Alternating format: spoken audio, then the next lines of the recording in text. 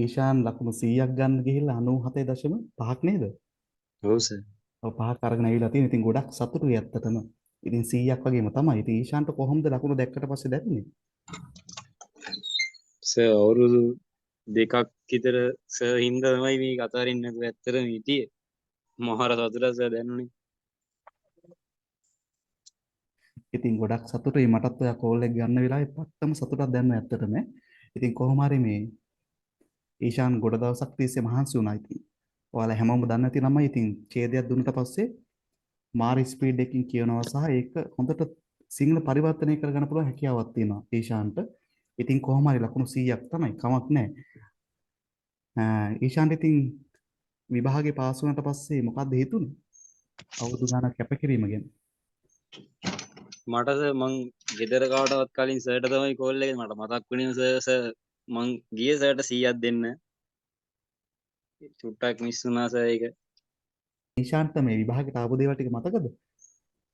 මට සර් ලාවට මතකයි මම ලියාගත්තේ නෑ මම මතක ටික කියන්නද? හරි කියමු ඊශාන්. සර් මට නම් ගොඩක්ම ආවේ 40ත් 50ත් අතර වගේ. මේ රූප පළවෙනි මට පේපර් එකේ රූප ප්‍රශ්න 3ක් විතර ආවේ.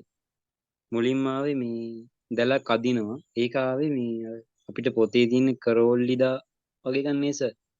ඔව්. ඒ වුණාට තිබ්බේ මේ තංකිදා තිබ්බේ. දැන් මේ වචනෙන් මම දීලා තියෙනවා. ඒ කියන්නේ ඔව් පේපර් සර්. වලින් තියෙන පොතෙත් දීලා තියෙනවා මේ වචනේ. ඊට පස්සේ සර් ඊළඟට ආවේ මේ භාජනයක් වගේ දීලා ඒකේ මේ මිලිලීටර් ගාන ගහලා තිබ්බා. ඒකේ අර මිලිලීටර් මෙච්චරයි කියලා තමයි කියන්න තිබ්බේ. ඒකේ සෙන්ටිමීටර් ඔය වගේ දේවල් ටිකක් තමයි තිබ්බේ. ඒකත් දැන් ලේසි. දැන් ඔය ප්‍රශ්නේ ඊශාන් මීට කලින් පන්තියෙත් කිව්ව නේද තව කෙනෙක්? ඔව් සර්. ඒ කියන්නේ මේ ප්‍රශ්නේ තමයි මේ දවස් ටිකේ මෙනම. දැන් හෙට අපේ සසින්දු විභාගෙ ලියනවා. ඉතින් ඔයාටත් එන්න පුළුවන් නේ. හරි ඊශාන් කියමු. ඊට පස්සේ සර් මේ අර මේ හිස්තෙන් කොටු වගේ ප්‍රශ්න තියෙන්නේ සර්. වචනයක් දීලා හිස් කොටුවක් දීලා අකුර තෝරන්න. ඔව්. මට ඒ වගේ ඒවා දෙකක් ආවා. ඒ දෙකම සර් මේ අංජුන් මෝ එකයි මේ අංජුන් චංගප් එකයි දෙකේම අන් දාන්න තිබ්බේ. ඒ දෙක ලේසි. මිච්චුල් ආවේ නැහැ.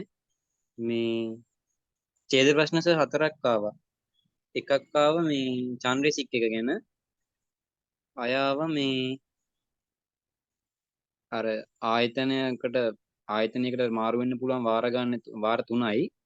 මේ ඒ කියන්නේ එහෙම ඡේදයක් දීලා සර් ඒකෙන් උත්තරේ තෝරන්න ආවා. මේ ආය සර් මේ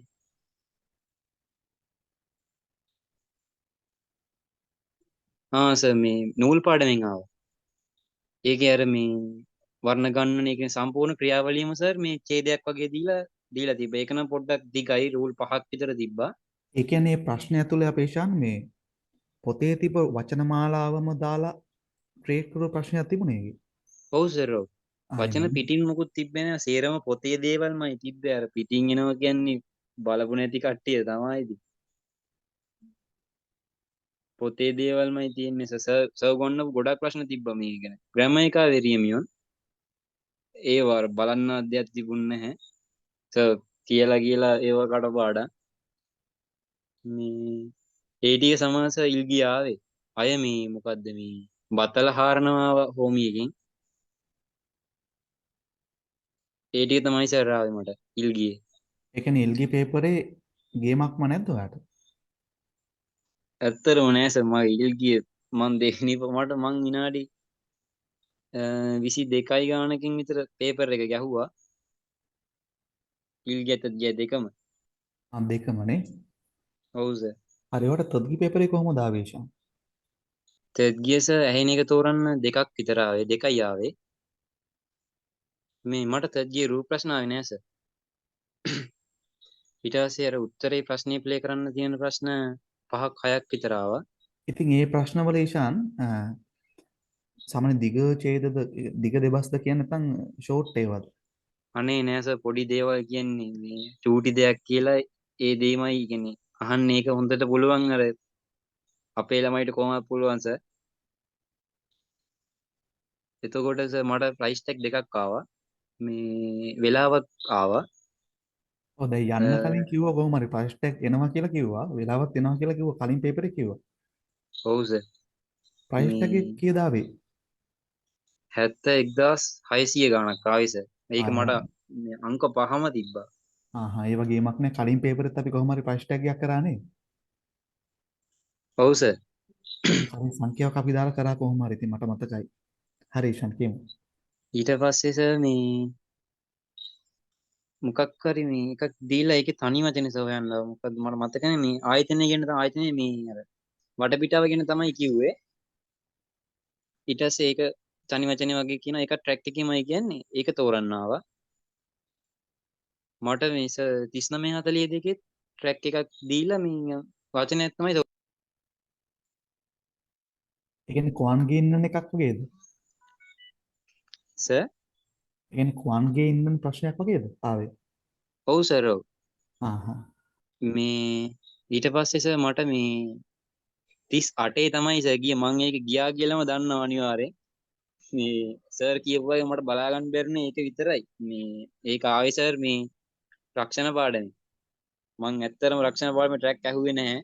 මේ ඒකේ කීවේ සර් මට කියපු දේ ලාවට තේරුණා.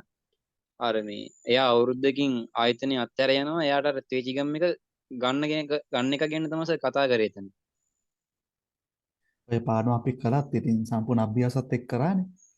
කමක් ඔව් නෑ සර්. ප්‍රශ්නයක් මම නෑ. ඒකට ඉන්න බැරි වුණා අපරාධ සර්. ඒ කියන්නේ පාඩම මිස් කරාද පන්ති? ඔව් සර්. හොඳයි ඈ. හරි ඒකෙන් තමයි ගිහිල්ලා තියෙන්නේ. ඉතින් අපේ ඊෂාන්ට මේ මගේ පේපර් වලට ලකුණු කොහොමද තිබුණේ? මට සර් අන්තිම දවස්වල නම් 19 20 තමයි. කලින් පේපර් එකේ තිබි විභාගට කලින් දවසේ.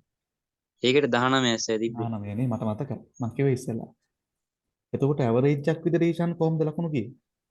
මට සර් 18 19 20 වගේ තමයි ගියේ. හරි ඉතින් ගොඩක් සතුටුයි ඉතින්.